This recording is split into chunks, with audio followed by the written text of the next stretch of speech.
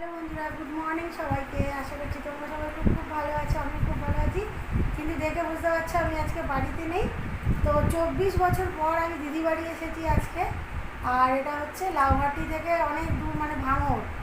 এটা হচ্ছে লাউহাটি ভাঙড়, আর 24 বছর পর এসেছি।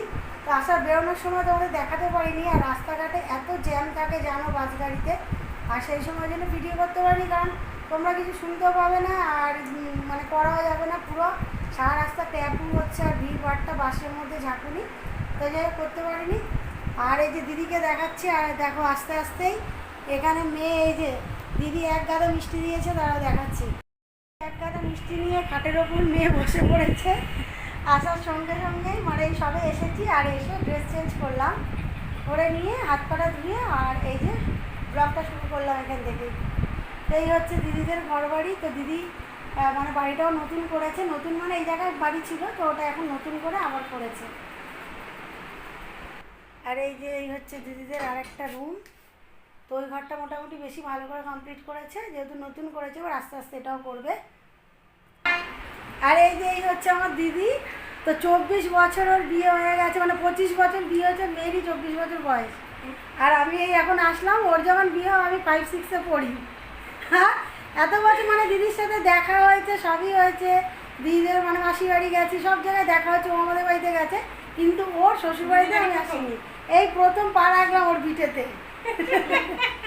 ভগবান মনে হয় টানছিল না এতদিন। তো চলো দিদির সাথে এবার একটু বাজারেও যাব, আর এসে দাঁড়িয়েছি, তো একটুখানি গল্প গাছা করে নিই, আর পরে আবার তোমার সাথে কথা বলছি। তো এসে থেকে তো অনেক কিছু দিদি বাড়িতে খাওয়া দাওয়া হয়ে গেছে, দিদির সাথে বাজারে গেলাম। তো বৃষ্টি পড়ছিল, ওখানেও ভিডিও কিছু করিনি। আর খাওয়া দাওয়া অনেক কিছু হয়ে গেছে, আম এটা ওটা, শশা ফুটি মিষ্টি, তখন তো দেখালাম। আর এখন হচ্ছে দুপুরবেলা লাঞ্চ টাইম। তো এখন এই দিদি রান্নাবান্না সমস্ত কমপ্লিট হয়ে গেছে। তোমরা জানো আমি তো কোনো মাংস খাই না, আমি মাছ, ওটাই আমার ফেভারিট। তো এখন খাওয়া দাওয়া করবো। আর দিদি সব রান্নাবান্না করে রেখেছিলো, আবার আসার পর মাছটা এখন করলো বাজারে গিয়ে। আর জামাইবাবু সকালে অফিস গেছে, মেয়ে গেছে অফিসে, তখন রান্নাবান্না এক পোস্ত হয়ে গেছে। তো এখন আবার হচ্ছে, তো ওয়েট হয়ে গেছে, আর এখন খেতে বসবো। আর মেয়ে এই যে শুধু দোল দোল দোল করছে। তো দিদি থালা টালা সমস্ত কিছু নিয়ে রেডি করে চলে এসছে। তো চলো কী খাওয়া দাওয়া করি দেখাচ্ছি। এই যে আমাদের ভাত বাড়া হয়ে গেছে। এই থালাটাতে পিঁপড়ে কেন রে? হ্যাঁ, পিঁপড়ে উঠেছিল, এমনি গুড় পিঁপড়ে। শুধু ভাত খাচ্ছে, ভেবো না যে দিদি শুধু ভাত খাওয়াচ্ছে, এই তোর জন্য না। আর এই যে এখানে হচ্ছে আলু আর পটল আর পোস্ত দিয়ে ভাজা, আর দেখাচ্ছি। আর আমি তো মাংস খাই না জানোই। আর এখানে আছে সর্ষে বাটা দিয়ে কাটা মাছের ঝাল, মানে রুই কাটা মাছ, ডিমের তরকারি। এখানে আছে ডিমের কারি, আর এটা আছে ডাল। আর এখানে আছে হচ্ছে ডাল। তো এই হচ্ছে দুপুরবেলার মেনু। আর এখন সব আমরা এখন সব গিলবো, বুঝতে পারছো?